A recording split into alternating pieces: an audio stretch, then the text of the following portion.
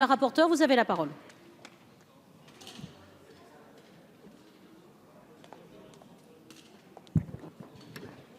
Madame la Présidente, mes chers collègues, je voudrais me tourner vers ceux qui ont décidé de ne pas voter cette commission d'enquête parlementaire.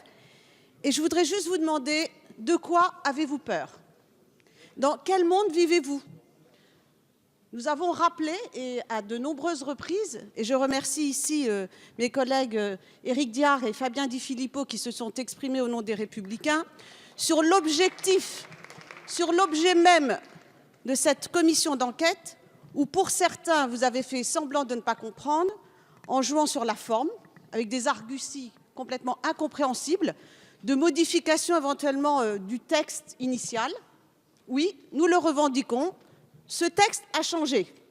Il était d'abord restrictif sur les groupes d'ultra-gauche. Nous l'avons élargi sur tous les groupuscules. Pourquoi? Parce qu'en ciblant les événements du 1er mai, nous nous mettions en difficulté, car il y a une procédure judiciaire qui cible plusieurs personnes de cette manifestation et que nous devions élargir. Et cela, d'ailleurs, nous allait très bien. Car en effet, la violence n'est pas spécifique à l'ultra-gauche. La violence est spécifique également à l'ultra-droite, dans tous ces groupes que les uns et les autres, vous avez pris plaisir à rappeler, comme ça, énumérant, comme si tout cela était normal.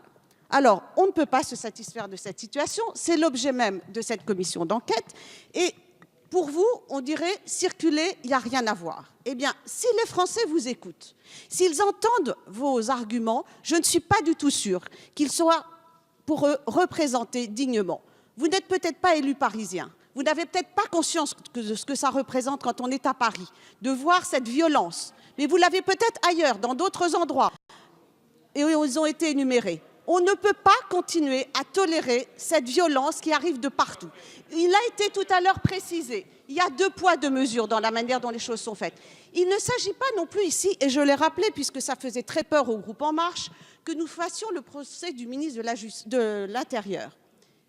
Si vous avez écouté mon propos préliminaire et si vous avez lu vraiment la proposition de résolution, justement, j'ai expliqué que nous devions aller au-delà, justement, de ce qui s'était passé le 1er et que personne n'a d'ailleurs de leçons à donner aux autres, car ces événements ne sont pas nouveaux et ils ont eu lieu, quels que soient les gouvernements.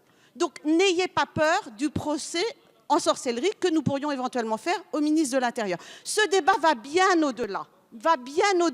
Ce débat, il est nécessaire. Et quand j'entends certains d'entre vous qui se rassurent, parce que le ministre de la Justice va rencontrer le ministre de l'Intérieur, mais de qui se moque-t-on? Quand j'entends qu'il va y avoir un groupe de travail à la demande du ministre de l'Intérieur, mais je regrette, ce groupe de travail, il n'y a pas de parlementaires dans le groupe de travail. Et si tant est qu'il y ait même un jour des parlementaires, pensez-vous bien qu'il n'y aura pas des parlementaires de tous les bancs de cet hémicycle? Donc, l'enquête parlementaire, qui, je le rappelle, est la possibilité d'avoir 30 parlementaires qui travaillent ensemble, j'allais dire main dans la main, pour tous ceux qui ont l'expérience de ce Parlement sur des sujets, lutte contre le terrorisme ou autres, ce sont des sujets régaliens sur lesquels nous devons nous retrouver, sur lesquels nous devons pouvoir auditionner ensemble. Ce sont des sujets majeurs. Et sincèrement, chers collègues du groupe En Marche, il y a un moment, il va quand même falloir que vous acceptiez que d'autres groupes politiques aient des idées et envie d'avancer. Car depuis le début, ça va faire maintenant 1 an que quoi que nous proposions, systématiquement vous refusez. Alors que là, ce n'est même pas un sujet où on va pointer du doigt une personne. Alors si d'ailleurs vous avez si peur que nous pointions l'incompétence d'un ministre ou d'un autre, c'est que vous êtes peu rassurés. Et là, vous devriez être avec nous en disant « on n'en veut plus, cela suffit, nous ne voulons plus de cela ». Alors, je dois dire que il y a quand même sur ces bancs, et je voudrais me tourner vers monsieur Peu, oui, qui est là, et sur l'UDI, qui a quand même aussi fait acte, j'allais dire d'accord avec nous, sur l'objectif d'une commission d'enquête parlementaire. Et je vous remercie beaucoup, monsieur Peu, parce que vous avez souligné l'intérêt aussi qu'ont les policiers, que vous avez déjà auditionnés, qui ont envie aussi de cette commission d'enquête, car ils n'en peuvent plus. Donc je vous remercie pour cela. Je remercie aussi l'UDI pour les paroles, en effet pleines, j'allais dire, de cohérence. Et je m'étonne de la France insoumise, parce que vous avez changé d'avis entre le jour de la commission et maintenant. Donc, dont acte. Et encore une fois, soyons les uns et les autres responsables.